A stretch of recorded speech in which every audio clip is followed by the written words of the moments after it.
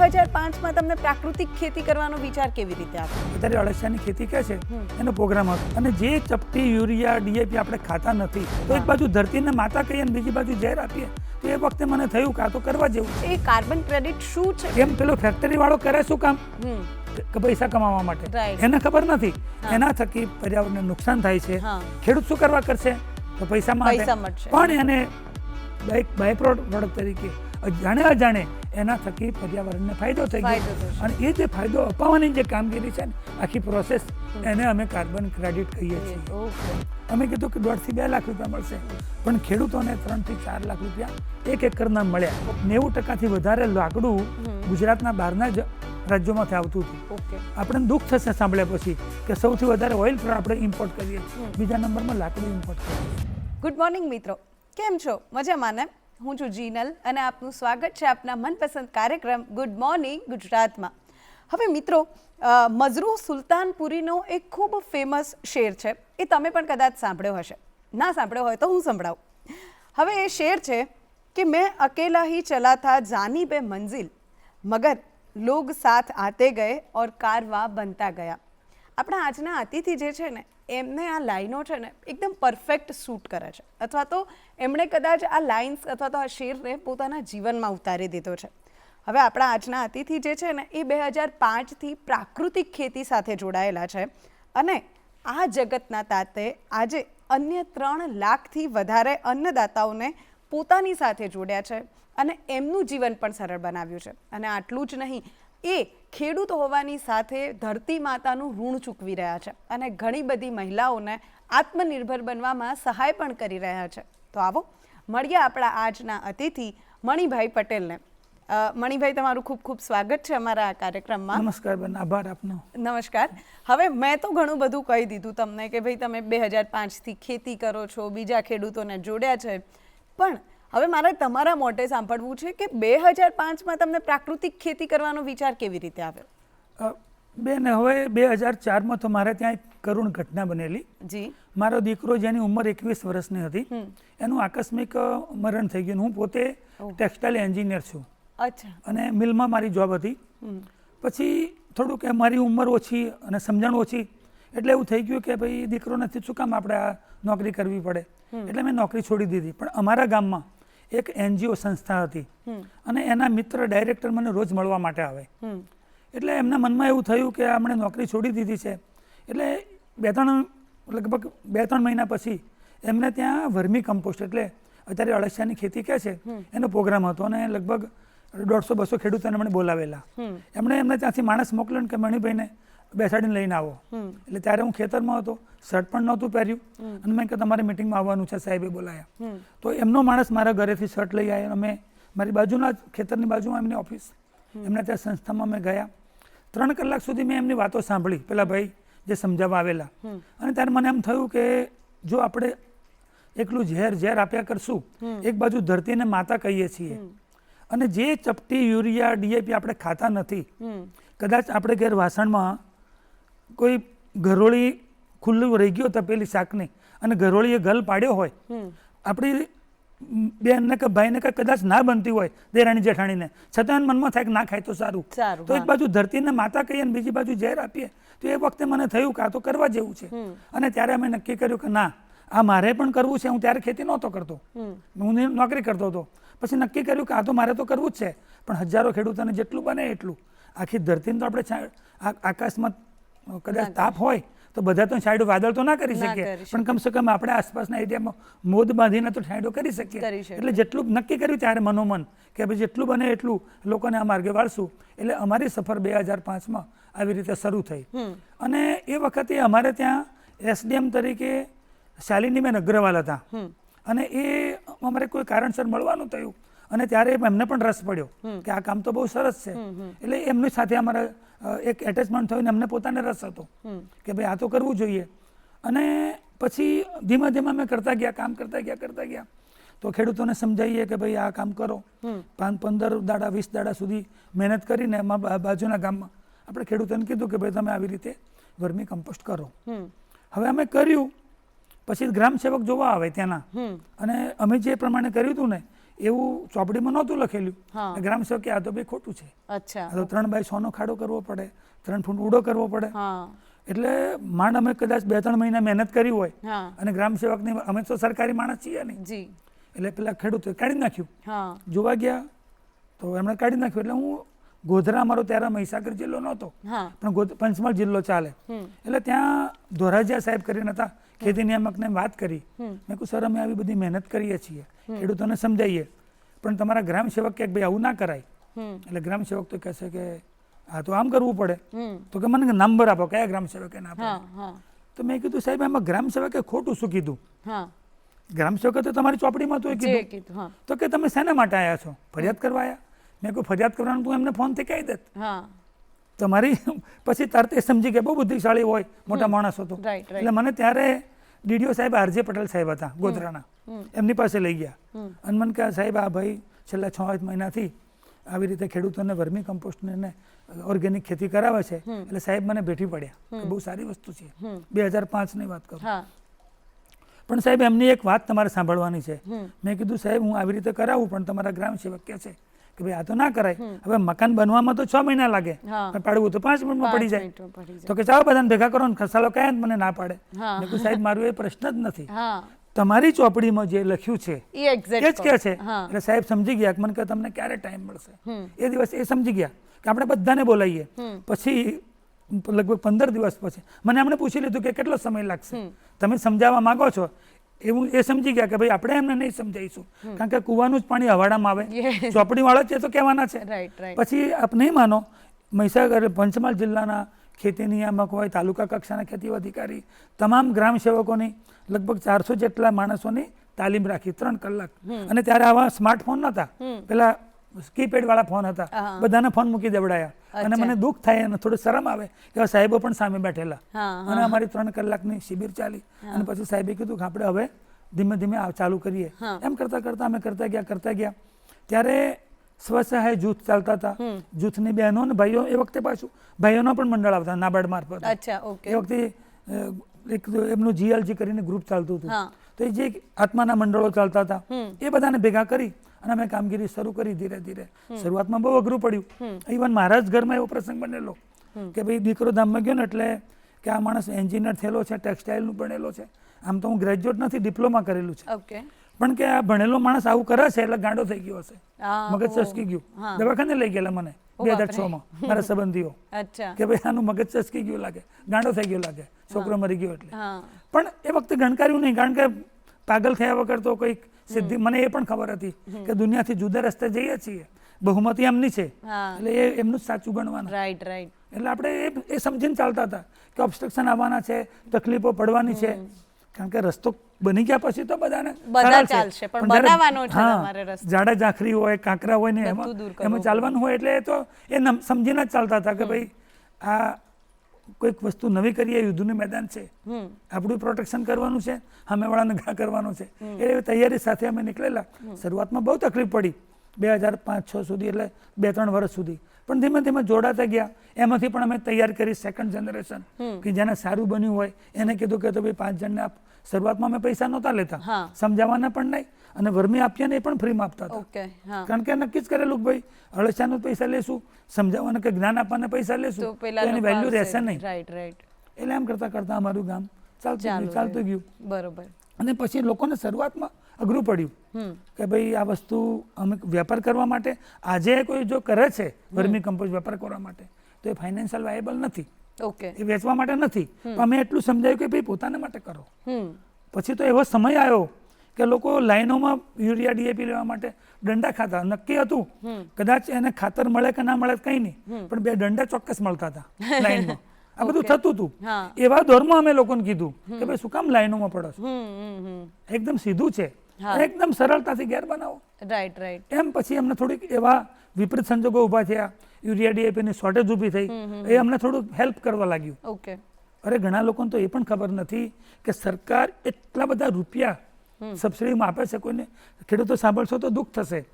જે યુરિયાની થેલી આપણે 270માં લઈએ છીએ એની ઉપર 1500 રૂપિયા એક બેગની પાછળ સબસિડી છે. ઓહો ઓકે. એટલી બધું મોંઘું છે. 2000 પડતર છે એ આપણને 300 રૂપિયામાં મળે છે. મળે છે. Right right. વિચારજો કેટલા બધું આપણે રેવન્યુ જતી રહે છે બહાર. એવી રીતે યુરિયા ડીએપી વાપરીએ છીએ એ 3500-4000 ની પડતર વાળું છે, આપણને 1200 રૂપિયામાં મળે છે. રાઈટ. મોદી સાહેબ ઘણી વખત કીધું છે, એમને આ સ્પીચમાં બોલે છે, પણ લોકો સમજતા નથી અને લઈએ જ પાછા ઝેર. રાઈટ. અને કે હું મારી ગાડીમાં કાયમ માટે રાખું છું. જ્યારે તાલીમમાં જાઉં ને ત્યારે હું કહું કે મારી ગાડીમાં યુરિયા છે, ડીએપી છે, ફોસ્ફરસ, સલ્ફેટ બધું છે. કોઈ ખાય એને અમે 5000 થી લઈને 5 લાખ ઇનામ આપીએ છીએ. કારણ કે ખાય એનો હિસાબ પૂરો થઈ જશે. લેવાય નહીં રહે ને. 5 લાખ મારે આપવાના નહીં આવે. આ હાલત છે. એટલે જાણે છે છતાં લોકો નાખે છે. આંખ બંધ કરી દીધું એટલે કઈ પેલું સામે ઝેરી કૂતરું ઊભું હોય અડકાયું અને આપણે કરવા દોડ્યું હોય આપણે ભાગી જવું પડે. આંખ બંધ કરી દેવાશું થોડું કે તો નહીં દેખાય, તો મારવાનું કાઢવાનું તો છે જ. આ હાલત આપણા ખેડૂતોને થઈ ગયેલી છે. એટલે અમે વારંવાર આપીએ છીએ, વારંવાર વિનંતી કરીને કહીએ છીએ. ઓકે. તો હવે આ તમે જે વર્મી કમ્પોસ્ટની વાત કરી, તો એ દરેક ખેડૂત પોતાની જાતે કરી શકે ખરું કે એને કોઈ સંસ્થા, તો કેવી રીતે કરી શકે? એકદમ ઈઝી છે બેન. હવે આપણે જેને ઘેર છાણ છે, હવે 1 એકરમાં જો સીધું છાણ નાખે ને તો 5 ટ્રોલી ભરીને નાખવું પડે. 5 ટ્રોલી છાણ જોઈએ જનરલ, ખેડૂતોને ખબર છે. હવે એનું જો વર્મી કમ્પોસ્ટ બનાવો ને તો 1 ટ્રોલીનું 30 બેગ ખાતર બને. હવે વર્મી કમ્પોસ્ટ બન્યું એ ખાતર બની ગયું, અળસિયાનું ખાતર. હવે એક ખેતરમાં 1 એકરનું છે તો 10 થેલી નાખશે ને તો એને મોર દેન સફિશિયન્ટ છે. જરૂર જેટલું બની જશે ખાલી 10 બેગમાં. હવે નાખતો તો 5 ટ્રોલી, 5 ટ્રોલીનું તો 150 બેગ થઈ ગયું. તો 150 માંથી 10 વાપરીને તો 140 બચીને તો એની બધી જમીનમાં થઈ જશે. એને કંઈ લેવાય નહીં જવું પડે. ફાઇનાન્શિયલી બી હેલ્પ થશે. એક જ વખત ખાલી એને કરવાનું શું છે કે ભાઈ એક બેડ બનાવી દેવાનું છે 2 ફૂટ પહોળો, 1 ફૂટ ઊંચો, અને એમાં છાણ નાખી દેવાનું છે. એક વખત અળસિયા મૂકી દીધા પછી એનું એની રીતે વધતું. અને અળસિયામાં બહુ ખૂબી છે, ઘણા લોકોને ખબર પણ નહીં હોય. 3970 જાતના વર્મ્સ છે દુનિયામાં. એમાં 12 જાતના એવા અળસિયા છે જે આપણા માટે સુટેબલ છે. અને અમે જે વાપરીએ છીએ એ ઓસ્ટ્રેલિયાને એસિનિયા ફિટિડા અળસિયા છે. એ પોતાના માટે 15% વાપરે. બીજા ઇઝરાયલના છે યુટિલિસ યુજીની, એ પોતાના માટે 50% વાપરી નાખે. એટલે પરવડે નહીં ખેડૂતો. અમને શરૂઆતમાં થતું. હવે અળસિયું પોતે ઘણા બધાને કદાચ ખબર નહીં હોય, એ ઉભયલિંગી છે. એમાં નરના અંગો છે ને માદાના એ છે. એટલે બધા જ અળસિયા ઈંડા મૂકી શકે. જલ્દી ગ્રોથ થઈ જાય. એ નર પણ છે ને માદા એ છે, બંનેના અંગો ધરાવે છે. અને અળસિયું જે કે એવું છે કે રાતે આરામ નથી કરતું. એટલી બધી આપણા માટે મહેનત કરે છે. મિત્રો તો ઘણા બધા હશે પણ વર્મ્સ વિશે ઘણા લોકોને ખબર નહીં હોય. તો એ દિવસમાં 16 વખત બહાર આવે. કદાચ ખેતરમાં તો અળસિયા નથી જવાના પણ છતાં 16 વખત બહાર આવે તો 32 કાણા પાડ્યા. કેમ કે જે આવ્યું એ જગ્યાએ ફરી તો નહીં જાય ને, આવવા માટે જુદું ખાણું પડશે, નીચે જવા માટે બીજી જગ્યાએ જશે. એટલે જમીનની કેટલી પહોંચીને ભરભરી બનાવી દે. આ બધું નષ્ટ થવા પછી આપણે યુરિયા અને ડીએપી વાપરીને ઘાણવાળ સત્યાનાશ કરી નાખ્યો છે. બહુ દુઃખ, અમને દુઃખ થાય જાણ્યા પછી. નથી જાણતા ત્યાં સુધી બરોબર છે, પણ જાણી લીધા પછી આપણને ખબર છે કે આમાં હાળું સાપે લાલ પડી ગયેલી છે. પછી આપણને નજર કેવી થાય કે ભાઈ એ દૂધ તો દૂધ જ દેખાય.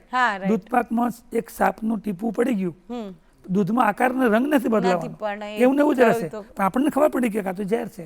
એમ અમે એક વખત જાણી લીધા પછી કે યુરિયા ડીએપી લઈને જાય ને એમ લઈને જાય છે કે આ તો સાપ કરતા ઝેરી ઝેર લઈને જાય છે. પોતાની જમીનને જ નુકસાન કરે છે. એક બાજુ માં કે છે ધરતીને, અને એક 2 ફૂટ માટે અમારા ગામડામાં, તો અમે તો ગામડાના છે, 2 ફૂટ જમીન માટે મારીને કાપી કરે. ખૂણામાં પડેલા લાકડીને તલવાર ધારિયા કાઢી નાખે જો કોઈ દબાણ કર્યું હોય તો. પણ એ જ જમીન પોતે 5 વર્ષ પછી કશા કામની નથી રહેવાની. એ જાણે છે આ વાપરીશું તો 5 વર્ષ પછી કે 10 વર્ષ પછી કશું રહેવાનું નથી, છતાં નથી સુધરતા. ત્યારે દુઃખ થાય. રાઈટ. તો દર્શક મિત્રો, આ તો આપણે વર્મી કમ્પોસ્ટ વિશે વાત કરી, પરંતુ હજુ મણિભાઈ બીજું ઘણું બધું કામ કરે છે, જાણવાનું છે. પરંતુ અત્યારે સમય થયો છે એક નાનકડા વિરામનો. મળીએ વિરામ બાદ. વિરામ બાદ આપનું સ્વાગત છે. તો ચલો ત્યારે હવે બીજી નવી અવનવી ખેડૂત મિત્રોને ઉપયોગી થાય એવી જાણકારી મણિભાઈ પટેલ પાસેથી જાણીએ. તો આપણે વિરામમાં જતા પહેલા વર્મી કમ્પોસ્ટ વિશે તો વાત કરી લીધી, પણ બીજું તમારું કામ છે એગ્રી ફોરેસ્ટનું, રાઈટ? કે તમે વૃક્ષોની ખેતી કરાવો છો ખેડૂતોને અને એમને પ્રેરણા આપો છો કે ભાઈ આવી રીતે કરો. તો એ કોન્સેપ્ટ શું છે એના વિશે વાત કરો. બેન, આપણા વર્ષોથી જે ખેડૂતોને ખબર હશે કે ભાઈ આપણે શરૂઆતમાં ધાન્ય પાકો કરતા ગયા, જરૂરિયાત થઈ તો મસાલા પાક કરતા થયા, જીરું છે, દાણા છે, વલિયારી. જેમ જેમ જરૂર ઊભી થઈ એમ આપણે ખેતીમાં બદલાવ કરતા ગયા. બીજું કે ધીમે ધીમે ઉદ્યોગો વધ્યા, ઇન્ડસ્ટ્રીઓ વધી ગઈ, ત્યારે જે લાકડું છે ટિમ્બર ઉદ્યોગ, એને પણ પુષ્કળ પ્રમાણમાં લાકડાની જરૂર ઊભી થઈ. અને ખેડૂતોને પણ તમે જુઓ ને તો એકને એક ખેતીથી ઊભ આવી ગયેલી હોય, એ ઊભી બનતું હોય. અને અત્યારની જે ખેતી છે ને, ગામડાની જે ખેતી, એમ જો તો આર્થિક રીતે પરવડે એવી નથી. ગામમાં કોઈ ખેડૂતના છોકરાને 5 કે 7 હજારની નોકરી મળતી હોય ને તો એ ખેતી નહીં કરે. રાઈટ. કારણ કે એને ખબર છે ખેતીમાં અનિશ્ચિતતા બહુ છે.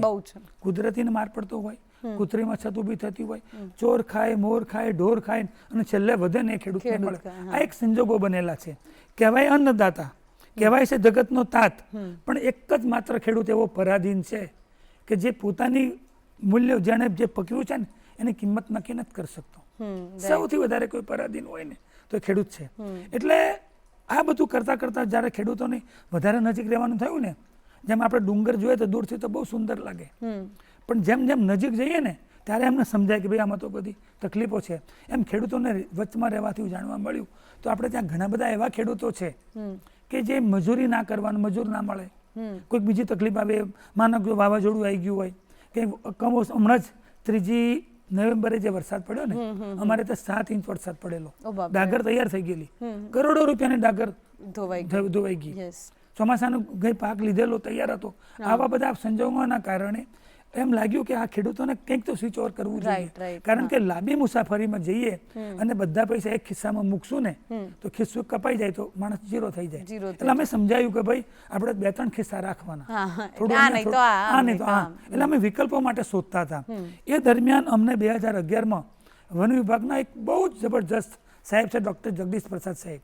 એ પોતે મુખ્ય વન સંરક્ષક, CCF કહેવાય, એમનો અમને ભેટો થઈ ગયો. એમણે એક વાત સમજાવી કે આપ હજારો કિસાનો કો મિલતે હો, મને કે આટલા બધા તમે ખેડૂતોને મળો છો તો અમારી એગ્રો ફોરેસ્ટ્રીની સ્કીમ છે વૃક્ષ ખેતીની, થોડુંક એ ખેડૂતોને સમજાવો ને. એટલે એ વાત એમની પાસે હું જાણી લીધી. હવે હું સીધો ખેડૂત પાસે એમના રોપા રોપાડવા જાઉં તો ખેડૂત મારી વાત શું કામ માને? રાઈટ. મારી પાસે પિસ્તોલ તો છે ને, કોણ મને ધરી દઉં આવે. એટલે ખેડૂત મને એટલી ખબર હતી કે મને 3 સવાલ પૂછે કે ભાઈ મને આનું શું મળે. પહેલો સવાલ પૂછે, બીજું મને પૂછે કે ભાઈ ક્યારે મળે, એટલે મારો પાક ક્યારે તૈયાર થાય, અને ત્રીજું કે મને કોણ આપશે, કોણ ખરીદશે. એટલે મારે આના જવાબ જોઈએ. એટલે સાહેબે કીધા પછી મેં 15-20 દાડા સુધી એના એન્ડ યુઝર એટલે વાપરનારાનો સંપર્ક કર્યો. અમને ખબર પડી કે જે તે સમયે પેપર મિલ છે આપણે ત્યાં દક્ષિણ ગુજરાતમાં, જે કે પેપર, બીજી સેન્ચુરી પ્લાયથી મળીને પ્લાયવુડ કંપનીઓ, આ બધી કંપનીઓ બધું લાકડું વાપરે અને રોજનું 1000 ટન લાકડું વાપરે. એટલે બધું લાકડું એમને જરૂર પડી. અમે પૂછ્યું કે તમે શું કરો છો? હવે જંગલમાં તો એ લોકો લઈ ના શકે, એટલે બીજા રાજ્યોમાંથી, જે તે સમયે 90% વધારે લાકડું ગુજરાતના બહારના રાજ્યોમાંથી આવતું હતું.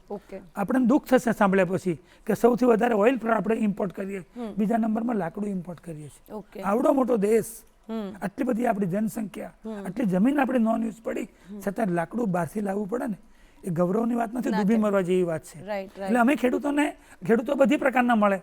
કોઈ એવા ખેડૂત હોય કે જેના ઘરમાં દીકરા દીકરી નોકરી લાગી ગયા હોય, ઉંમર થઈ ગયું હોય, ખેતરમાં મજૂરી ના કરી શકતા હોય, તો અમે કીધું કે ભાઈ ઓછી મહેનતે તમે આ કરી શકો એમ છો, અને એક સામટા પૈસા મળે. બીજું કે ભાઈ કંઈક કારણસર બની ગયું, હવે દાખલા તરીકે કોઈ પણ પાક તૈયાર કર્યો શાકભાજીનો, તૈયાર થઈ જાય તમારે રીંગણ વેચવા જ પડે, ટામેટાનો ભાવ ના હોય તો વેચવા જ પડે. પણ નીલગીરી જેવા અમે ખેતી કરાવી હોય, કદાચ ભાવ ઓછો હોય તો 1 વર્ષ રહેવા દો, ત્યારે પણ રાખી શકાય. એટલે અમે શું કર્યું કે ભાઈ નીલગીરીનો અમે ખેતી શરૂઆત કરાવડાવી અને એમ કીધું કે તમને ભાઈ અમે માપ શોધી લીધું કે કેવી રીતે વાવેતર કરવું જોઈએ. અને હવે એવી બધી જાતો આવી ગઈ કે જે જમીનને નુકસાન ના કરે. પહેલાની જમીન નીલગીરી માટે એવું કહેવાય કે ભાઈ જમીનને નુકસાન કરે, પાણીનું તળ શોષી જાય. અમે સુધારેલી જાતો લઈ આવ્યા કે 1 વર્ષમાં 25 ફૂટની જેટલી ઊંચાઈ થઈ જાય, એનું મૂળ 2 ફૂટથી નીચે જતું નથી. અત્યારે તો મેડમ આપને આનંદ થશે કે હવે નીલગીરી કાઢવાની થાય ને હા. તો જેસીબી બોલાવવું જ નહીં પડતું, આહા. ટ્રેક્ટરના પ્લાવથી નીકળી જાય. અચ્છા. એ બધી જાતો આવી. એટલે અમે મધ્ય ગુજરાતના ખેડૂતોને શરૂઆતમાં જ્યાં સાહેબનું સર્કલ લાગતું ત્યાં અમે વાવેતર કરાયું. હવે 2012માં અમે શરૂઆત કરી ત્યારે 25-50 લાખ ઝાડનું વાવેતર શરૂઆતમાં કર્યું. એમ કરતાં કરતાં સમજાવતા ગયા. હવે 2014ની સાલ આવી ત્યારે અમે જે વાવેતર કરેલું ને એનું હાર્વેસ્ટિંગ થયું, હા, એનું કાપણી થઈ.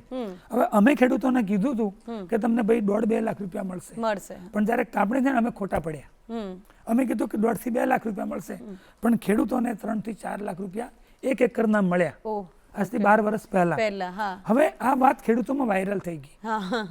અને પછી તો બધા વોટ્સઅપના જમાના આવી ગયા અને ચીલા ચાલુ થઈ ગયું. હવે અમારા ખેડૂતોની એક કોમ્યુનિટી એવી છે કે બધાને કરોડપતિ થવું છે પણ રાતોરાત થઈ જવું છે. ઓકે. એટલે પછી બધા એક ભાઈએ બીજાને કીધું, બીજા ત્રીજાને કીધું, અને એટલું બધું વાવેતર થઈ ગયું કે એનું માપ નહીં. હવે મને જ ખબર હતી, અમે માર્કેટનું નાડ બી જાણીએ કે ભાઈ કેટલો વપરાશ થશે. વધુ વાવેતર થઈ જાય એટલે ફરી પાછા અમે ગાંધીનગરના મોટા મોટા અધિકારી સાથે મીટિંગ કરી, સમજાયું કે જો એકલી નીલગીરી બધા વાવશે, વાપરનારા લિમિટેડ છે, મર્યાદિત સંખ્યામાં વપરાશે, અને જો નેગેટિવ ભાવ આવશે તો પાછું છોડી દેશે. પાછા છોડી દેશે ને ફરી પાછા એક વખત ગાડી પાટા પરથી ઉતરી જાય ફરી ચડાવવાની અઘરું કામ છે. એટલે અમે વિકલ્પ શોધ્યા. એમ કરતા કરતા 2015-16માં અમે મલબારી લીમડા કહેવાય છે, મિલિયા ડુબિયા. ઓકે. અને એ ત્યારે કોઈ કરતા જ નતા. અને પ્લાયવુડમાં વપરાય છે, એનું વેનિયર બને.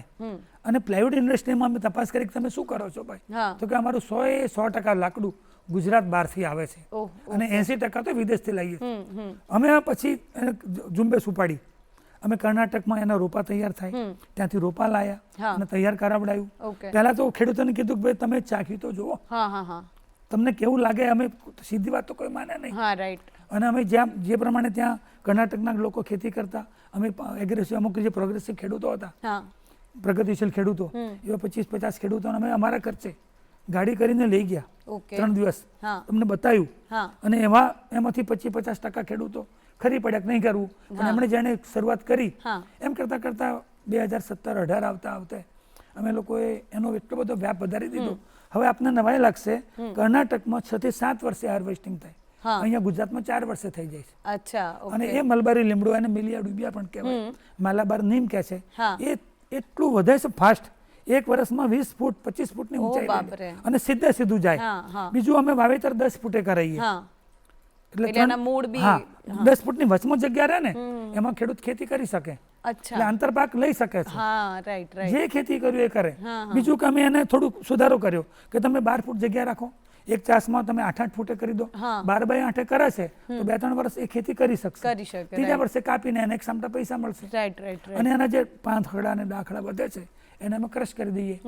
આ બધી ઝાડની ખેતી કરવાની ત્યારે એટલી ખબર નથી કે બીજા શું ફાયદા થશે. ખેડૂતોને એક સામટા પૈસા મળવા માંડ્યા. પણ અંદર જેમ જેમ કરતા ગયા ને એમ ખબર પડી કે જે આપણા ટ્રેડિશનલ ક્રોપ પરંપરાગત ખેતી કરીએ છીએ, 1 વર્ષમાં 3 વખત બિયારણ લાવવું પડે, 3 વખત યુરિયા ડીએપી નાખવું પડે, પાણી આપવું પડે. તો જે પાણીનો વપરાશ થતો ને એ લગભગ 70 થી 75% ઘટી ગયો. કારણ કે ઓછું આપવું પડે પાણી. બીજું કે એ 10% જમીનમાં થાય છે. 10-10 ફૂટે કર્યું તો 90% જમીન ફ્રી થઈ ગઈ. ઉનાળાનો સમય ક્યારે ના હોય તો અમે એટલું જ પાણી આપવાનું, એટલા જ ભાગમાં અમે ખાતર આપવું પડે. આ બધું બચત થઈ અને આવક તો પૂરેપૂરી થવાની છે ખેડૂતને. એને 10% ખાતર વાપર્યું, 10% એને બિયારણનો ખર્ચો કર્યો, પાણી ઓછું વાપર્યું, અને છતાંય તે એની આવક તો પૂરેપૂરી થાય. એટલે આ વાતનું પણ પાછું વાયરલ થવા માંડ્યું, ખેડૂતો જોડે સમજણ. અને જે પ્રગતિશીલ ખેડૂતો હતા એમણે અપનાવી લીધું. બીજી વાત એ કહું તો અત્યારે અમારા મોટાભાગના ગામડાઓ ખાલી થઈ ગયા છે. સૌરાષ્ટ્રમાં તમે જુઓ ને તો 80 થી 85% સુરતમાં મળશે, કાં તો અમદાવાદના બાપુનગર નિકોલ વિસ્તારમાં છોડીને આવતા રહ્યા. અને એ ગાડેરીઓ પ્રવાહમાં આવ્યા છે. પાછળ વાળીને જોયું નથી. આગલું ઘેટું છોલાઈ ગયું છે, લોહી નીકળ્યું છે, છતાં પાછળ વાળું ઘેટું જાય એવું અમારા ખેડૂતોની હાલત છે. અમારી બાજુનો મહીસાગર પંચમહાલના ખેડૂતો જોવા ને તો અમદાવાદનું વસ્ત્રાલ અને આ બાજુ મળશે. વડોદરા જતા રહ્યા, ફેક્ટરીમાં મજૂરી કરશે, નોકરી કરશે 10-12 હજારની, પણ એ પદ્ધતિસરની ખેતી નહીં કરે. એટલે ગામડાઓ ખાલી થઈ ગયા. એમની જમીનો પછી શું કર્યું, કોકને ભાગમાં આપી દે. હવે ભાગવાળો જયારે લેવા જાય ને 1 વર્ષ પછી હિસાબ આપે, ભાગના પૈસા ના આપે. અને હિસાબ સાચો જ હોય. હા કેમ કે ટુકડા ટુકડી જમીન થઈ જમીન થઈ ગઈ, આ કર્યું પેલું કર્યું, અને જે ખર્ચો થયો હોય ને એક રૂપિયાનો ખોટું ના હોય. હવે ખેડૂતો પછી વિચારતા થયા જેની પાસે 2, 5, 10 એકર જમીન હતી હા. કે હાલ વર્ષોથી અમે કરતા નથી, પેલાની પાસે ખેતી કરાવીએ છીએ, કંઈ મળતું નથી, ના, મળતું. એવા ખેડૂતો અમે ટાર્ગેટ કર્યા. હા વારંવાર સમજાયું, હમ 1-2 વખતમાં તો કોઈ માને નહીં. માને નહીં. સીધી જમીનમાં સીધું પ્લાવ ટ્રેક્ટર લાગે, પણ જે બંજર જમીન પડી હોય ને એને ખેડવામાં અઘરું પડે. Yes. તો જે ભણેલા ગણેલા છે ને અમારા માટે બંજર જમીન છે, અચ્છા વધારે જાણતા હોય, ઓકે વધારે સવાલો કરે, એટલે એના માટે અમારે તૈયારી હાથે જ જવું પડે હા. કે ભાઈ આ તો અમને પહેલા તો હચમચાઈ નાખશે. હા પણ અમે ડર્યા નહીં, હા. કારણ કે આપણે નક્કી એક જ હતું કે આ કરવું છે એટલે કરવું છે. હમ એમ કરીને ધીમે ધીમે અમે કરતા ગયા. બીજું અમારી ખાસ કરીને બેન, અમે ડાંગ જિલ્લામાં કામ કરીએ, ઉત્તર ગુજરાતમાં કરીએ, તો દરેક જિલ્લાનું હું કામ શું કરું, સીધી વાત ના કરું. એમને ત્યાં જવું, 2 દાડા રહું, એમની ભાષા, એમની બોલી, એમના રીતિ રિવાજો બધું શીખી લઈએ, અને એમના જેવા કપડાં પહેરી એમની ભેગા બેસીએ. હા. નીચે બેસીને જ અમારે તમે જૂના ફોટા વિડીયો જોવો તો હા. એમના ડ્રેસમાં, એમના પોશાકમાં અને એમની વાતમાં એમની કરીએ તો અમારી વાતને એમ લાગે તો આપણા જેવો છે, અને પછી અમે ધીમે રહીને શરૂ કરી દઈએ. રાઈટ રાઈટ નાનું બાળક હોય ને સીધી ગોળી બતાવે તો ના આવે, ના આવે. એને ચોકલેટ બતાવવી પડે, સાચી વાત મોઢું છે. ફાડે ને પછી દવાની ગોળી મૂકી દેવાની. બરોબર આમ કરતા કરતા અમે લોકોએ હા. અમને ખેડૂતોનો સહકાર મળતો ગયો. Right, right. ત્યાં અને બીજું કે અમારું જે ફોરેસ્ટ ડિપાર્ટમેન્ટ છે હા. એમનો અમને પુષ્કળ સહકાર મળે. બરોબર. એમની જ્યારે શિબિર હોય તો અમને બોલાવે, અમે સમજાવીએ. એમ કરતા કરતા અમારું ગાડી બરોબર. વધતી ગઈ. બરોબર. હવે રિસેન્ટ તમારો એક પ્રોજેક્ટ હતો કાર્બન ક્રેડિટ વાળો, રાઈટ? અને એના માટે તમને એવોર્ડ પણ મળ્યો, સન્માન મળ્યું છે. હા. તો એ કાર્બન ક્રેડિટ શું છે પહેલા તો એ સમજાવો, અને તમે શું કર્યું છે એમાં, એના વિશે હા, વાત કરો. એમાં કાર્બન ક્રેડિટ, કાર્બન તો 2014 પછી બધા કરતા હતા. ડિસેમ્બર 14માં મોદી સાહેબ પેરિસ ગયેલા, અને ત્યારે 192 દેશના વડાઓ ત્યાં ભેગા થયેલા, 10,000થી વધારે ડેલિગેશન હતું. ત્યારે એવું નક્કી કરેલું કે ભાઈ આ દુનિયાને જો વાયુમંડળ પૃથ્વીમાં જીવન ટકાવવું હોય બધા માટે લાગુ પડે, જીવ પ્રાણી માત્ર બધા આવી ગયા, વનસ્પતિ નાના જીવ બધાને, તો વાયુમંડળના જે વાયુઓ છે ને એનું પ્રમાણ રહેવું જોઈએ સરખું. આપણે ત્યાં 0.37 એટલે 0.37% કાર્બન ડાયોક્સાઇડ હોવો જોઈએ. હવે વૈજ્ઞાનિકોએ જે સંશોધન કર્યું, 8 લાખ વર્ષનો ડેટા કાઢ્યો કમ્પ્યુટરથી, તો પૃથ્વીનું તાપમાન, આપણું અહીંનું વાતાવરણનું તાપમાન 1 ડિગ્રી 1.5 ડિગ્રી વધઘટ થતું હતું, પણ છેલ્લા 70 વર્ષમાં તાપમાન જે વધ્યું ને એ ઘટ્યું નથી. ઓકે હા. હવે એનું બહુ ચિંતન મંથન કર્યું. હવે નક્કી એવું થયું કે ભાઈ તાપમાન વધવાનું કારણ શું, તો જે કાર્બન ડાયોક્સાઇડ, કાર્બન મોનોક્સાઇડ, જેને આપણે ધુમાડો કહીએ છીએ, એટલો બધું જનરેટ થવા માંડ્યો. હવે એ આપણા સ્વાસ્થ્યને તો નુકસાન કરે છે, Right, right. એ તો બધાને ખબર છે, પણ જે કોઈને ખબર નથી ને એ વાત કરું છું. હવે એનું ઇમ્પેક્ટ શું થયું, એનું શું અસર થઈ પર્યાવરણ ઉપર, તો એ હલકો વાયુ છે ને એ ઉપર ગયો. હા. જે ઓઝોન વાયુનું લેયર છે, આપણે બધાને ખબર છે કે સૂર્યના કિરણો સીધા આવે તો આપણે કોઈને કશું કામ કરવાનું રહે રહે નહીં, નહીં. તરત બધું પૂરું થઈ પતી જાય, જાય, right. બધાનો હિસાબ પૂરો થઈ જાય. હવે એ ઓઝોન વાયુનું જે પડ છે ને એમાં છિદ્રો કર્યા પહેલા carbon dioxide, Right. Carbon monoxide, yes yes. બહુ જ ગંભીર બાબત છે. હા. અને ત્યારે એવું નક્કી કર્યું પેરિસમાં કે જે ફેક્ટરીઓ પોલ્યુશન કરે છે એમને ફેક્ટરી તાત્કાલિક બંધ કરવી બંધ કરાવી પડે. દો. હવે એ તો શક્ય નથી, એટલે એ લોકોએ પૂછ્યું કે ભાઈ તમારી પાસે બીજો કોઈ વિકલ્પ છે, ઓલ્ટરનેટિવ શું, તો કે તમે જો ફેક્ટરી બંધ ના કરી શકતા હોય તો તમારે એટલા ઝાડ ઉત્પન્ન કરવા પડે કે દુનિયામાં ઝાડ છે ને એ જ ફક્ત ઓક્સિજન ખાય છે, શ્વાસમાં નથી લેતું. હા, પાછા ઘણા લોકો એમ સમજી બેઠા છે કે આપણે શ્વાસમાં ઓક્સિજન લઈએ અને કાર્બન ડાયોક્સાઇડ આપીએ છીએ, અને લોકો 90% બધા એવું જ માનતા હશે કે ઝાડ ઊંધું કરે છે, એ શ્વાસમાં ઓક્સિજન કાર્બન ડાયોક્સાઇડ લે છે અને ઓક્સિજન એ ખોટું છે.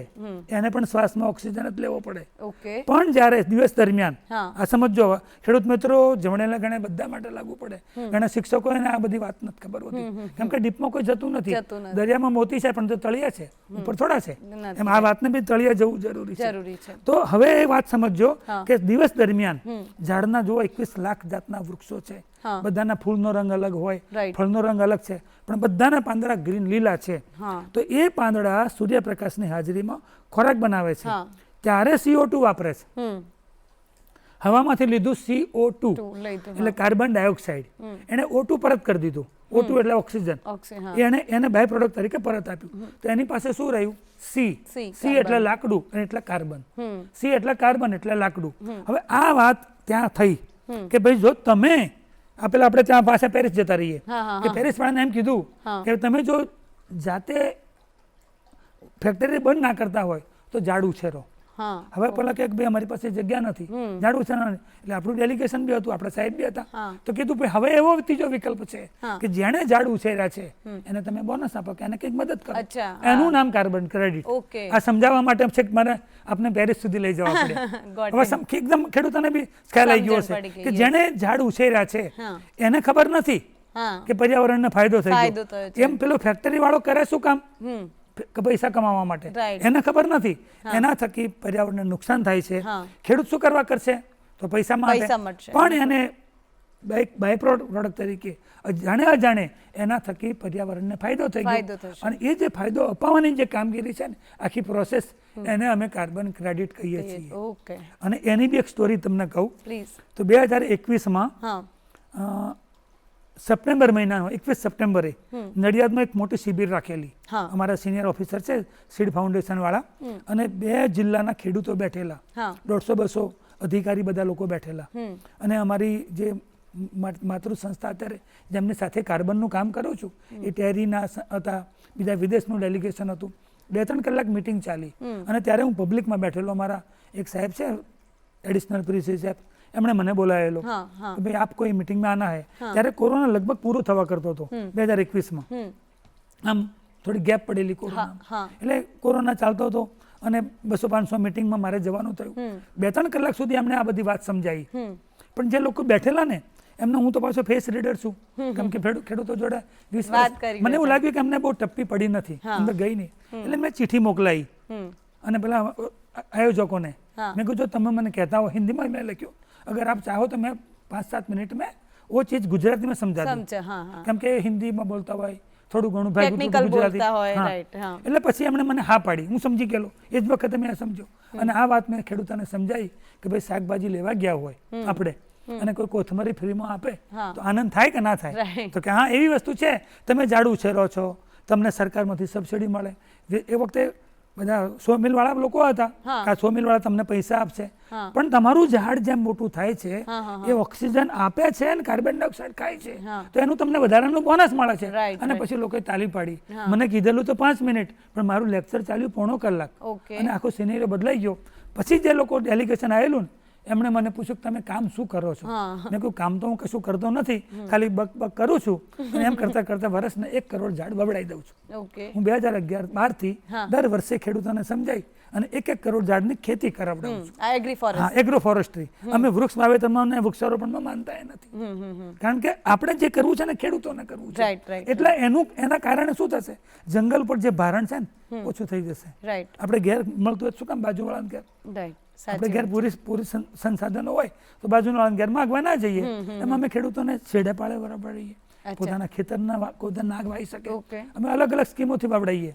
અમારી પાસે વુડ એન્ડ ફૂડની સ્કીમ છે કે 2 લાઈન કરી દીધી, પછી 5-7 મીટર જગ્યા છોડી દીધી, હા. ફરી 2 લાઈન કરી દઈએ ઓકે. નીલગીરીની હા કે લીમડાની, ફરી 5-7 મીટર જગ્યા છોડી દીધી. ઓકે. તો એની 5% જમીન વપરાય, હા 95% ખેતી કરી ખેતી કરી શકે. શકે. બોર્ડર ઉપર કરશું ને અમે હા. તો કદાચ 260 નંગ 1 એકર જમીનમાં આવે. 3 વર્ષે કપાઈને તો 2.5 લાખ રૂપિયા મળે. મળે. રાઈટ તો એટલા તો મેઇન ક્રોપના નથી. રાઈટ રાઈટ એટલે અમારે શું થયું કે ભારત કરતા ગુજરાત મોટું થઈ ગયું. એવું થયું કે રાઈટ. જેનો મેઇન ક્રોપ છે હા. એના કરતા સબસિડી વધારે ઇન્કમ મળે વધી છે. જાય. Right right. આમ કરતા કરતા હવે કાર્બન ક્રેડિટમાં શું થયું હા. કે આ પ્રોજેક્ટ અમે કરવાનું શરૂ કર્યો. એટલે અમારી પાસે ડેટા હતા અને અમે મોકલી દીધું.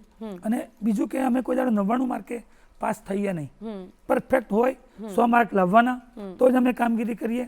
ગમે તેને જેમ ચેક કરવું એ કરે. હા. એટલે અમારો કાર્બન ક્રેડિટનો પ્રોજેક્ટ શરૂ થયો. હા એની પહેલા 2014-15 થી ઘણા લોકો કરતા હતા, પણ અમે કોઈના પર ભરોસો ના રાખીએ.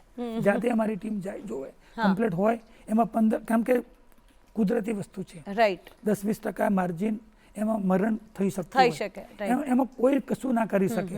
એટલે કદાચ દાખલા તરીકે કોઈએ 1000 ઝાડ રોપ્યા હોય ને, હા. અમે 1000 ના લખીએ, હા 700 કે 800 લખીએ. બરોબર. ચેક કરવા માટે આવે ને તો 700 ઉપર 5-10 વધારે મળવા જોઈએ. મળે. રાઈટ. કારણ કે અમારે તો તોટો તો હતો જ નહીં. Right, હજારો લાખો ખેડૂતો અમારું કીધું માને, Right. અમે જેમ કહીએ એમ કરે છે, તો શું કામ અમારે વધારે લખવા પડે? Right. અને નંગ ઉપર તો કોઈ આપતો નથી પૈસા.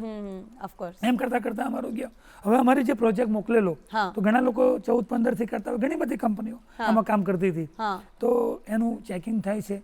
હવે કાર્બન ક્રેડિટમાં થાય શું, અમે ખેડૂતોના બધા ડેટા લઈએ, ખેડૂતોને સમજાયું કે ભાઈ આ તમારું જે કામગીરી કરો છો અમે એમને કોઈ ગેરંટી નથી આપતા કે આટલા જ પૈસા મળી જશે, પણ એટલું સમજાવીએ કે ભાઈ તમે જે ટામેટાની ખેતી કરો છો એ તમે ત્યાં વેચો છો લોકલ માર્કેટમાં તો તમારું 10 રૂપિયા કિલો જાય છે, અને અમારા બેન વેચી આપશે તો તમને 100 રૂપિયા કિલો વેચી આપે એક્સપોર્ટ કરીને. પણ બેન એમ કહેશે કે ભાઈ હું 50% લઉં તો એને 50 રૂપિયા તો મળવાના છે ને, તો 10 ના 50 મળે છે. એમ તમે અત્યારે કાર્બન ક્રેડિટનું કશું જાણતા જ નથી. તો અમારી જે કંપનીઓ છે, જે પ્રોજેક્ટ પ્રમોટર છે, જે લોકો આખા પ્રોજેક્ટ પ્રોડ્યુસર છે, એ લોકો લાખોનો ખર્ચો કરતા હોય, એમની સાથે અમે એગ્રીમેન્ટ કર્યું. દાખલા તરીકે ટેરી છે કે રિન્યુ પાવર છે, મોટી મોટી જાયન્ટ કંપનીઓ હોય, એ લોકો એમને કીધું ભાઈ એમાં અમે ખર્ચો કરશું, અમે પ્રોજેક્ટ બનાવીશું, અને ખેડૂતોને સમજાયું કે તમને 50% પૈસા મળશે. ખેડૂતો એગ્રી થઈ ગયા. હવે અમારી સાથે શરૂઆતમાં એમણે 16 વર્ષનો એગ્રીમેન્ટ કર્યો, પણ જેમ જેમ નજીક આવતા ગયા ને અમને બસકો ભરીને ચાખીને જોઈ લીધા. પછી એમણે અમારું એગ્રીમેન્ટ વધારીને અત્યારે મેક્સિમમ લિમિટ પૂછી લીધી, તો 40 વર્ષ સુધી એગ્રીમેન્ટ કર્યો.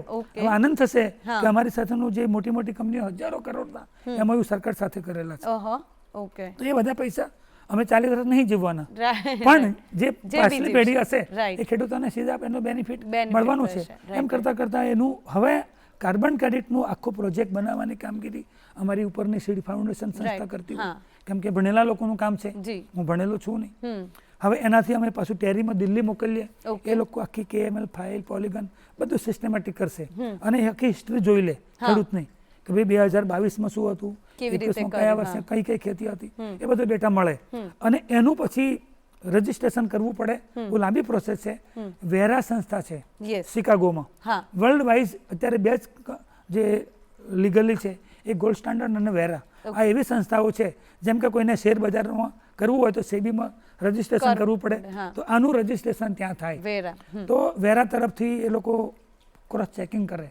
અમારું, હું તો ગામડામાં રહું છું, કદાચ 15 થી 20 વખત ફોરેનરો અમારે ત્યાં આવીને જોઈ ગયા. દિલ્હી વાળા 50-100 વખત આવ્યા હશે. દર વખતે અમે એને બતાવીએ, અને કોઈ દિવસ અમને 99 માર્ક એમને આપ્યા નથી. અને અમારું જ્યારે રજીસ્ટ્રેશન થયું ને ત્યારે 24/10 આ 24 ઓક્ટોબરે કદાચ બધાને આનંદ થશે. અમે પહેલી વ્યક્તિ છીએ કે ગુજરાતમાં કે ઇવન ભારતમાં એગ્રો ફોરેસ્ટ સ્કીમનું અમારું રજીસ્ટ્રેશન થઈ ગયું છે. હવે આ તો આપણે એગ્રી ફોરેસ્ટની બધી વાત કરી.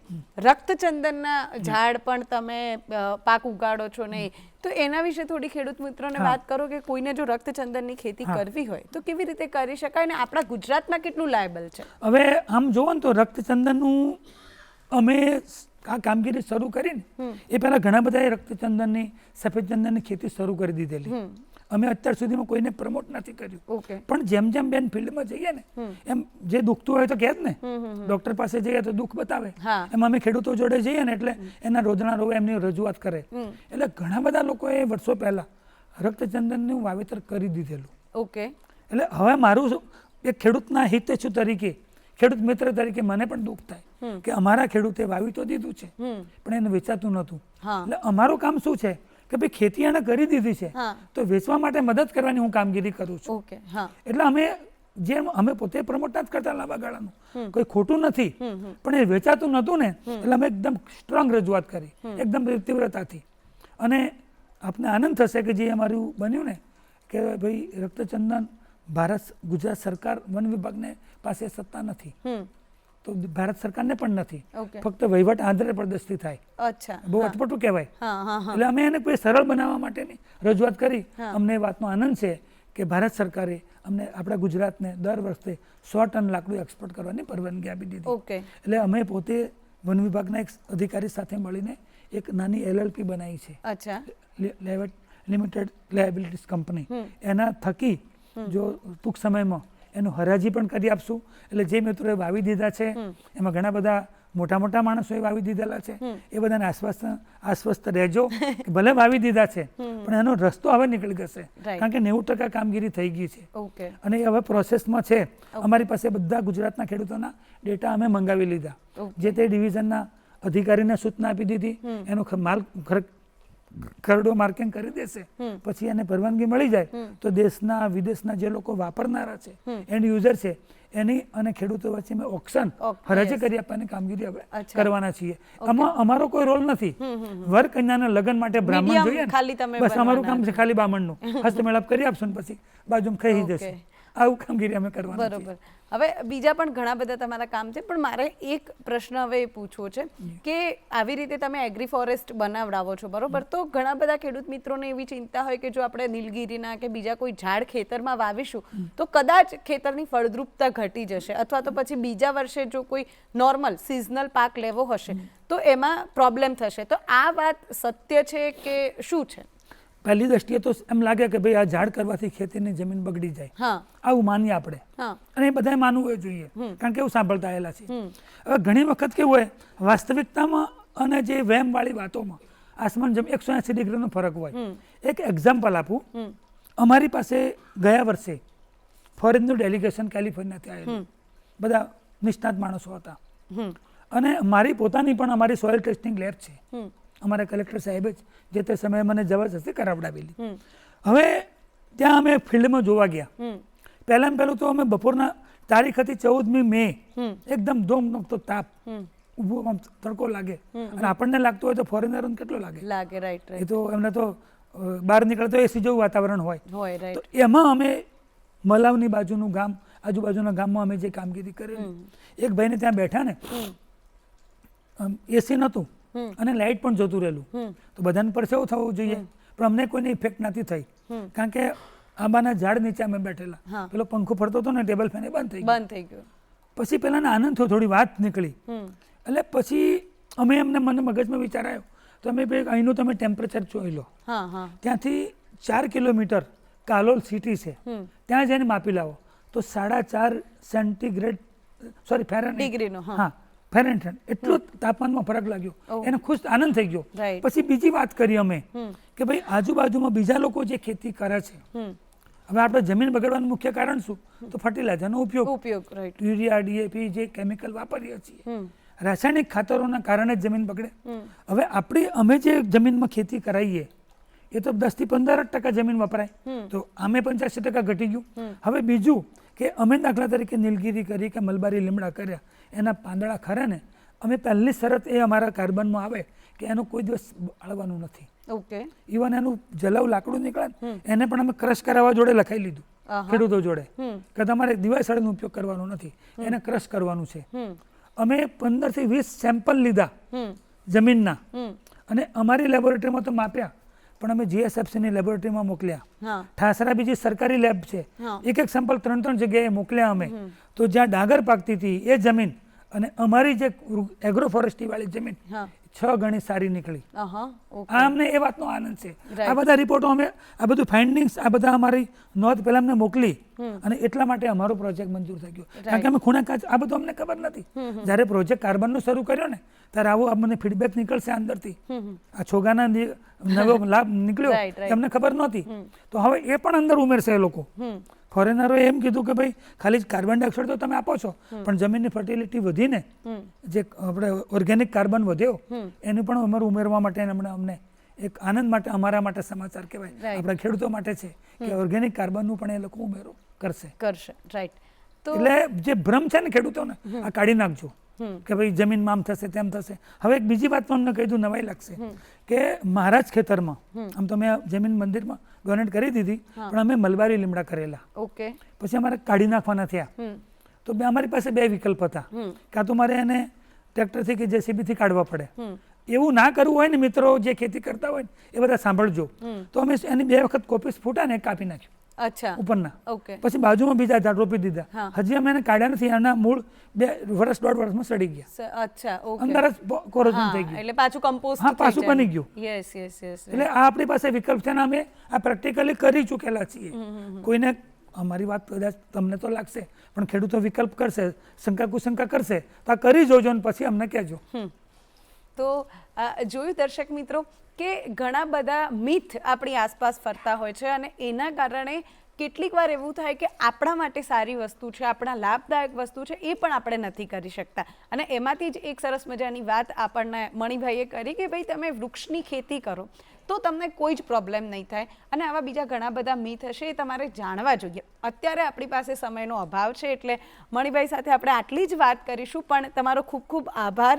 આઈ એમ શ્યોર કે દર્શક મિત્રોને ખૂબ મજા આવી હશે અને જે લોકો ખેતી સાથે જોડાયા હશે એમને નવી વાતો જાણવા મળી હશે અને તમે આ જે વાતો છે એને પોતાની ખેતીમાં એપ્લિકેબલ કરી અને કદાચ વધારે ફાયદો મેળવી શકશો. હવે દર્શક મિત્રો એવું છે કે સરસ મજાનો એપિસોડ હતો, સરસ મજા આવી ગઈ. તમારે જો કોઈ પ્રતિભાવ આપવા હોય, તમારા કોઈ સૂચન હોય કે ભાઈ આ એપિસોડમાં આવું થવું જોઈએ અથવા તો આ ચેન્જ થવું જોઈએ, તો તમે અમને good morning Gujarat show @gmail.com પર લખીને મોકલો. અમને ચોક્કસથી ગમશે.